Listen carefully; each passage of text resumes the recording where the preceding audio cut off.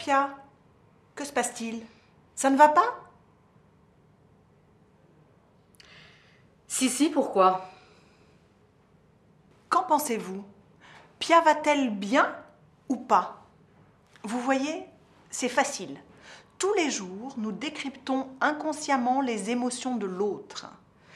Pia exprime clairement des émotions négatives. Le regard est détourné, le visage et les mâchoires fermées, le ton est cinglant, un peu sec. Pourtant, ces mots disent le contraire. Comme vous le voyez et le savez sûrement, nous sommes vus avant d'être entendus. Toutes les études concernant la communication font référence à celle d'Albert Mehrabian qui, dans les années 70, a précisé la part qui revient au non-verbal. Qu'est-ce que c'est que le non-verbal? C'est tout ce qui est transmis dans une communication en plus des mots. As-tu une idée de la part qui incombe au langage non-verbal? 55 et 38%. Tu as raison. 55% pour le corps dans l'espace, la posture, l'expressivité, le regard, l'image, l'énergie. Et 38% pour le ton, le débit, le volume, le silence, la diction, la scansion. Vous avez compris combien la communication non verbale est importante. On parle de congruence pour définir un message qui est bien relayé par le corps. Alors, comment optimiser sa gestuelle?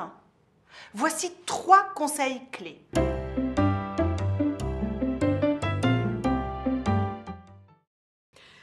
Que faire avec ses mains quand on fait une présentation devant un auditoire? D'abord, cessez de se focaliser sur elle. Avec le trac et la peur d'exprimer ses émotions, le réflexe, c'est de mettre les mains dans ses poches, de croiser les bras ou de se tenir les mains dans le dos. Du coup, une bonne partie de votre énergie est focalisée sur le contrôle des gestes et bride votre expressivité, voire envoie des messages contradictoires. Ainsi, des gestes ouverts, amples, captent l'attention de votre auditoire et l'aident à vous comprendre.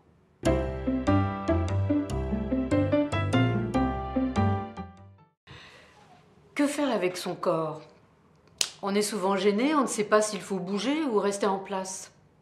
C'est vrai, ce n'est pas facile d'être debout face à un groupe tout seul, parfois même dans le silence. 2 clés. Premièrement, centrez-vous sur votre auditoire. Regardez-le. Deuxièmement, forcez-vous à vous intéresser à chacun de ses membres et concentrez-vous sur l'échange qui se produit au lieu de vous écouter. Ce n'est pas si simple, c'est vrai. Il faut se poser, prendre le temps de se concentrer avant de commencer à parler. Je dis souvent, se poser, c'est s'imposer. Pour l'orateur, se poser au sol, c'est le moyen d'être présent à lui-même, à son auditoire et à son message. Le public, lui, repère ainsi l'engagement de l'orateur. En fait, il faut faire le baobab. Pieds serrés au sol, l'un contre l'autre. J'écarte les pointes, j'écarte d'autant les talons et les mets en parallèle. J'ouvre mes pieds, je cherche et trouve mon confort. Bien sûr, vous n'allez pas rester comme ça durant toute votre présentation. Poser ses pieds au sol, répartir le poids du corps dans ses pieds, c'est comme un rituel physique indispensable pour inspirer confiance et capter l'attention. Accomplissez ce rituel au début de chaque présentation. Vous trouverez ainsi la juste posture. Être droit, tonique, dans la verticalité, l'air avenant et ouvert, c'est ainsi que vous pourrez le mieux incarner votre message, donc décupler votre impact.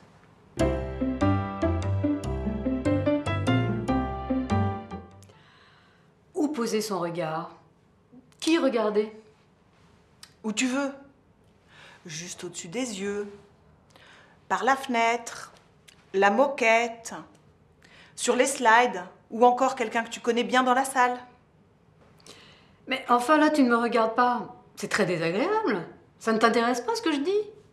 Je faisais juste la démonstration que pour capter l'attention de son auditoire, il fallait le regarder. C'est-à-dire regarder chaque personne à tour de rôle et tout le groupe.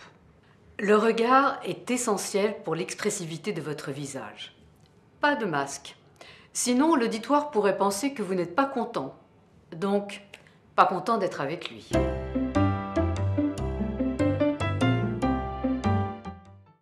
Beaucoup d'éléments interviennent pour adopter une gestuelle efficace.